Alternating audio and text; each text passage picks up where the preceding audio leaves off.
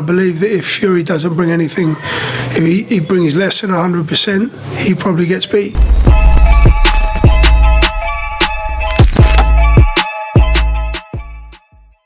This is Jonathan Aguilar here for Pro Boxing Fans, joined by Scott Welch here at the Repton Boxing Club here in London. I should have said former world title challenger Scott Welch. How's things going, Scott? Yeah, very well, very well. So we're just here at Repton, giving out a couple of medals and awards, and enjoying it. So, what do you do with? Because obviously this is a WBC event.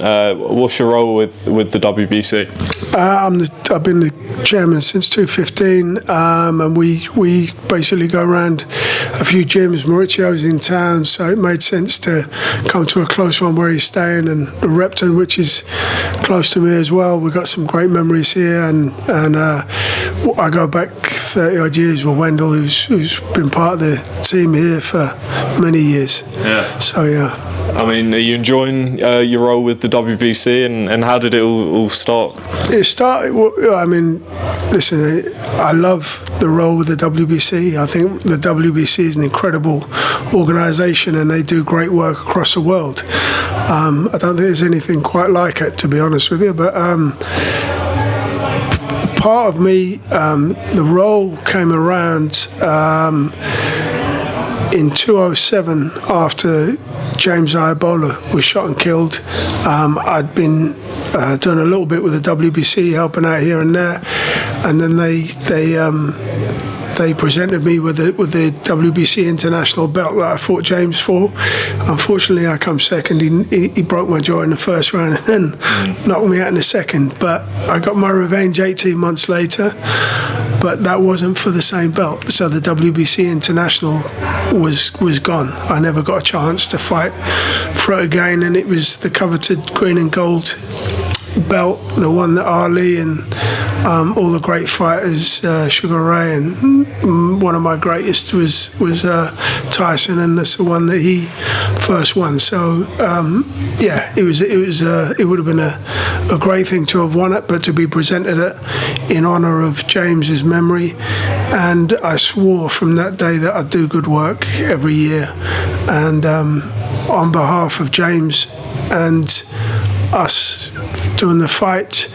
And since then, we do as good work as we can. We're doing some great work across the country in various locations, and we're getting bigger and better. So. Brilliant. You mentioned Mike Tyson. For any boxer, I guess the dream is to win a world title, but also to fight in Vegas, something that you did during your career on a Mike Tyson Holyfield undercard. I think it was the bite fight undercard.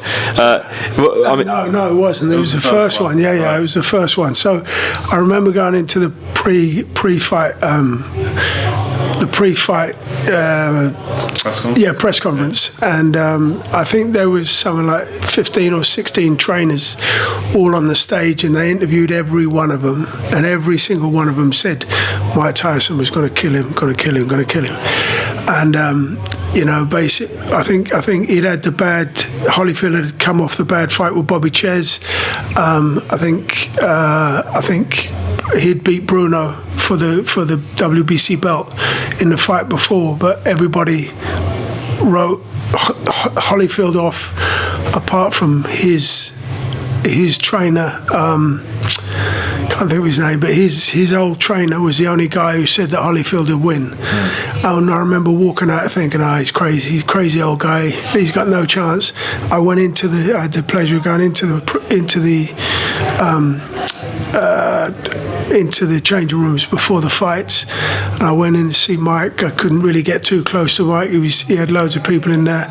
I went into the changing room of Holyfield, and Holyfield was just sitting there. Holyfield was virtually empty because nobody really gave him a chance. And I went into there, and he had his hand like this with one glove on. And he was punching his hand, and he just said, "I will prevail." Right, and I remember walking out the change room thinking, he ain't no chance, he ain't prevailing. And obviously he took him apart, and I think he done it 8-9 rounds or something, wasn't it? Which was a massive shock. Holyfield was one of the greatest. Obviously, You know, he beat Mike Tyson twice. He beat, fought everybody, fought the best. An incredibly hard-working man and an incredible champion. But for me, Mike was still the man, Yeah. So, yeah, and incredible to be on the undercard. So that was a real highlight of my career. Did you ever get close to fighting those guys, those American names? I was told I was going to fight Mike 3 times, and my last fight was against Julius Francis, and again 12-round fight. I hadn't fought for it. I think I'd had one fight in 18 months. Julius was coming off 2 or 3 good wins straight away, and.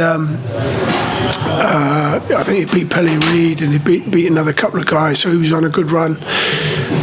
Me and Julius go back many years again. We're still great friends. I'd beaten him in a previous fight, and I believed that I was going to win again.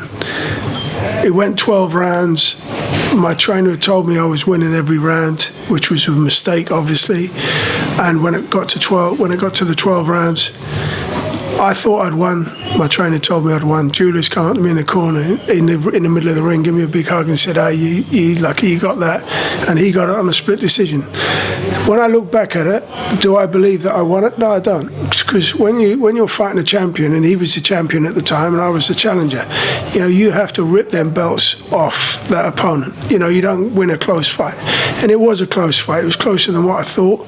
And I believed that, maybe I was believing that I was winning, and I should have been believing. Like in the first fight, I was being told I wasn't winning, that he was getting closer to me, and then I pulled out a drop. I just think I dropped him in the 9th and then finished him in the 10th because I was being told I wasn't winning, so great. Yeah, listen, it is what it is. Great man, great friend, and we're still friends all these years later, so no hard feelings at all. Just moving on to your son Tommy, I know in the last interview you spoke about the Babbage fight, which unfortunately didn't happen, but still loads of names out there. Is this the year he wants to get amongst that? Absolutely, yeah. I mean, we're coming. I mean, listen, one door closes and another door opens. So we're in the boxing game. There's loads of heavyweights, there's loads of bridgerweights, and we're going to be in the game. So he can fight, he can box. So we're happy. We're in a good place, and we will show you what we can do. Definitely. Has he got one eye on the winner of Wardley Clark? Listen, I mean, where we are at the minute, they're probably a little bit further ahead. So again, not too worried about them. The lower end, like the Babbage, like the Fishers, they're the ones that we're looking at the moment. So but we will be there. So definitely. That Fisher fight would be a good one. Listen, we won it, so we definitely won it. So let's see. And promotional wise, is he signed to anyone yet? Or? At the moment, no. We're still picking options, so we'll see what comes up. But as we say, there's plenty out there, plenty on the table, plenty being offered. So we'll just wait our time and do it correctly. So a few closing things to ask you. Tyson Fury, Oleksandr Usyk, rescheduled for May 18th. How do you think that's going to go? As I've said before, I believe that Fury is the man. I still believe he's the man. He's got the height, the reach, the boxing IQ. He knows his way around the ring. Usyk's very good, but he's only my height, so we're small in the heavyweight division. It's very tough for Usyk. He's an amazing fighter as well. Again, like a Holyfield of today's era, very, very good. He's proved himself in the cruiserweights, proved himself in the heavyweights. So we mustn't underestimate him at all. And I believe that if Fury doesn't bring anything, if he brings less than 100%, he probably gets beat. Simple as that. So he needs to be 100%, absolutely on it from the off. Put this guy in his place, and then he's, then I believe you'll see. And AJ Ngannou, how do you think that's going to go? Well, listen, I mean, AJ's got all the experience. It's AJ's fight as far as I'm concerned. It's what he does that's going to get him. If he was to lose, it's what he does. If he doesn't come out and put it straight on Ngannou, he's a big man, big, strong, powerful man, a Nigerian warrior. They're both Nigerians, right? They're both warriors. So, listen, do I see Ngannou beating him? He shouldn't be beating him. No way should he be beating him. He's got the experience. AJ's got the experience. He's got the punch. He's got the boxing IQ. He's had so many fights. The other kids, the other kids done boxing, but he hasn't fought any level. He's just gave the number one the greatest fight. So he will probably give the number two a great fight as well if he doesn't get on top of him. But I believe that what he's shown in that first fight, we now know what Ngannou's about. We now know that Ngannou is a big, dangerous boy. So you best to get rid of him as quickly as you can, because the longer he's in there, the more dangerous he becomes.